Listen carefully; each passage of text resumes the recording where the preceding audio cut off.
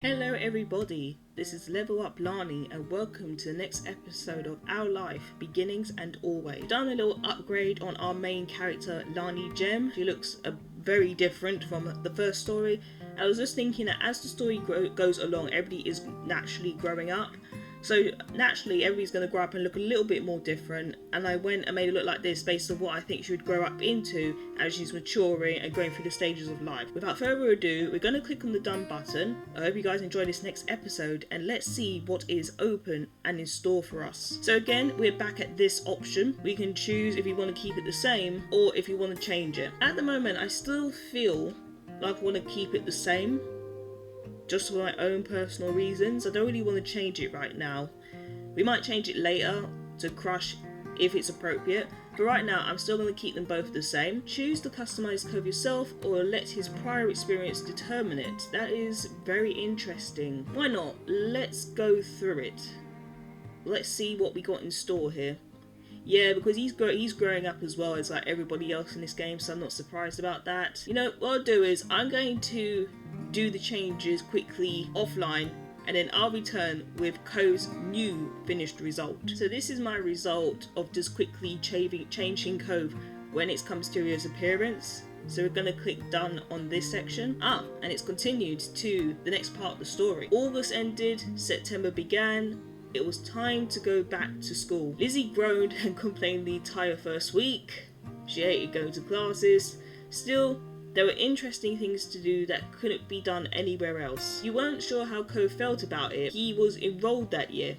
That was like a sign Cove would be staying in Sunset Bird for a while. At school, he was alright, but kept his distance from other kids, from what you saw anyway. Whenever he could, Cove stuck to you like glue.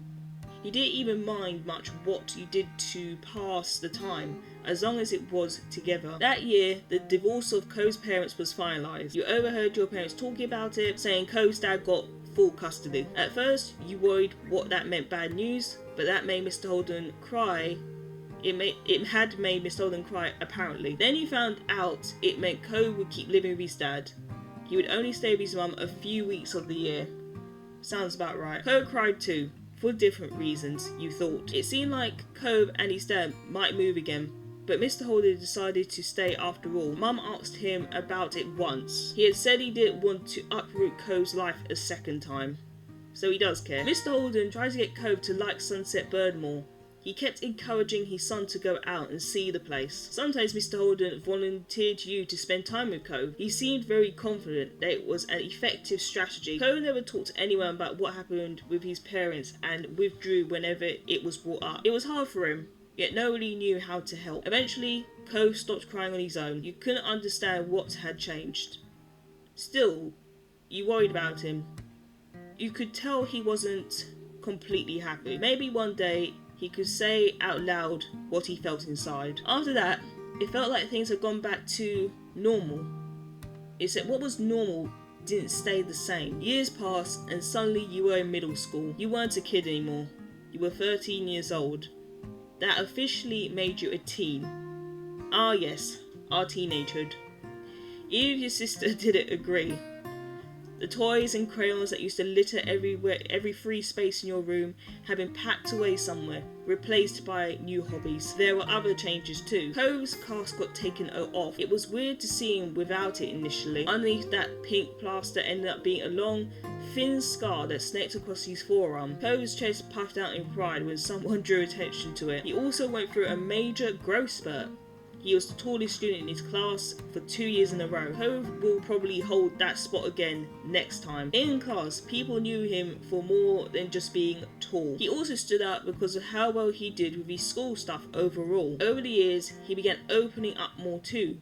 You saw him talking amicably with other kids or neighbours from time to time. And the only kid that came to visit the neighbourhood where you were little, Shiloh, well, he was gone. He and his mum moved back south because of her work. Just 1 year after Cove came to Sunset Bird. It had been really upsetting when he left. Lizzie was inconsolable for weeks, but nobody talked about Shiloh anymore. It was a long time ago. You learnt some heartbreaking things became less sad the further away they were, even if they never gotten any better. That was sad in its own way. Things at home were different too. You still lived in the same house and all that, but it wasn't how it was before. Ma dyed her hair purple, wanting something new, and liked it so much she kept dyeing it. You remember calling her Mummy as a kid, but something like that seemed awkward nowadays. You were much too old for the word. Lizzie felt too mature for her nickname too. She insisted on everyone calling her Elizabeth. So you did. Your mum soon gave her permission to go to places other than the playground and shopping street, which she took advantage of. You rarely saw her around the old neighbourhood. In fact, she hardly spent time with you the way she did before. Elizabeth instead associated more and more with girls from school who were her own age. Maybe the difference between 13 and 15 was greater than the difference between 8 and 10. You started befriending new people yourself, like Derek Suarez, is a new person. He didn't live in the neighbourhood or go to the same school. What happened was his and Co's dad struck up a business partnership a few months ago. Since then, Derek would pop up in the area now and then. It seemed Mr. Suarez was happy to let Derek tag along to his work, if Derek had the time for it. I love how the story goes on and on, and remember guys, this story does change depending on your choices. So this is one version of the story I've ended up landing in because of my choices, but there probably are a couple with different outcomes. Without a doubt, everyone and everything around you had changed in a small and big way. You had to. I'm relating a lot to this in my own life too, without going to TMIs, I think they say. I am seeing the changes of life as well, and it's a very interesting, weird, but fun feeling. It's like being on a roller coaster. Although honestly, I don't like roller coasters. I've never been on one since the only one I've been on to when I was a kid, but I'm trailing off. Let's continue. As time went by though, it was easy to settle into this new normal. Then before you knew it, school was over and summer vacation had come again. It was the first day of summer vacation. The sun was as hot as ever, but you were inside and away from its harsh rays. To be more specific, you were snuggled up in bed celebrating your time off by sleeping in, wide awake, but about to head off to enjoy your time off. If I was living near the seaside and the beach, I would be on the second option. You made sure to slap on a generous amount of sunscreen so you didn't get burnt. You were looking in the mirror, studying the clothes you've thrown on, when your bedroom door opened without warning. In the reflection, you saw Elizabeth raise an eyebrow. Have you been staring at yourself this whole morning? Could you knock next time? Go away, that's a total teenager response. Or good morning, Elizabeth. Could you knock next time? She ignored that, crossing her arms over her chest with a disgruntled expression. Clearly, she hadn't come in just to see you. Mum told me to tell you that your friend's at the door. He bought some happy summer gift from Mr. Holden. Mum wants you to take it from him. Say thanks or whatever. Come on. So calm down already. I'll be right there. Okay, fine. Really great. That's great. I'm coming. I'll be there when I'm there. Elizabeth said nothing else and left, having done what was instructed of her. Now alone, you focused on the mirror once again. We're gonna go with where I was average height. Cove was really tall. Derek was kind of short, and you were pretty much the exact same height that someone would expect for a 13-year-old. I like my height, there's nothing wrong with that. It suited you well in your mind. Then you put the finishing touches on your outfit by ruminating on the situation, careless as they had been. With Elizabeth's words quipped your curiosity. You planned on going over to see what Cove was up to, so this worked in your favour. Your reflection grinned back at you. You were looking forward to seeing him. You left your room, taking an easy time down the stairs. Step 2. Second chance. You spotted Mum first, reclining on the couch. She held a magazine in her hands, which she was pursuing through. Morning, Mum. She looked up at your greeting, a smile instantly appearing on her face. Thanks. So you can see, as time goes on, everyone is changing and everyone is maturing. And the reason why I like this game is because when I see these moments where one person changes from one set of life to the next, it reminds you about how important the present moment and life is. Whoops, that was me accidentally skipping over. My apologies for that. Mars at the door with Cove. He can't stay over today, unfortunately. Why don't you go and thank him before he leaves? You nodded and made your way to the front of the house.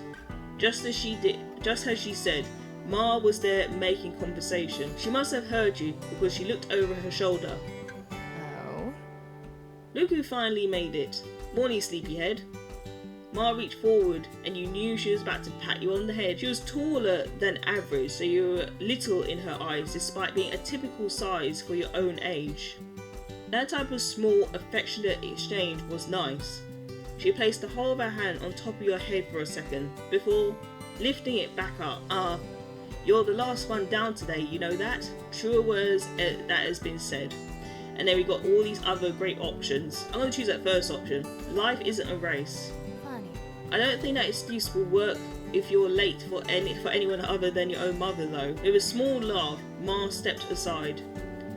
Cove was just as you remembered, exactly how you know him to be. He leaned uncomfortably to the side in your doorway, his bushy hair covered part of his face. His features were pinched in embarrassment as he shifted from one foot to the other. He was holding what must be much talked about gift. At first glance, you figured it must be a bouquet of flowers. Then you gave it a real look. No. Instead, it was carefully cut fruit. It made a lot of sense that it was actually from Cove's dad. You had to suppress a laugh at this showing. You couldn't imagine many folks buying that sort of thing for their own personal enjoyment. That kind of arrangement was built for the presentation, likely to impress whoever was inevitably going to receive it. You see, no matter how long he lived here, Mr. Holden would keep going out of his way to be neighbourly, and Cove would always be roped into participating. Cove smiled at the sight of you. The sting of this goofy errand he was clearly embarrassed to be on eased. Hi Lani, you smiled back. It was second nature to you. Cove had always been such a close friend, ever since the two of you were kids. Hey, it's nice to see you. You too. Your grin widened even more. Every time he came, your mood was brightened. It was already shaping up to be another long summer, with plenty of time for the two of you to have fun together. His awkwardness over the task started to creep back in, so Cove nudged his gift closer to you. He was ready to be relieved of it, and with that, the gift was accepted. So, as we're in the second stage of the story now, everybody has grown up, as you've seen, even Cove.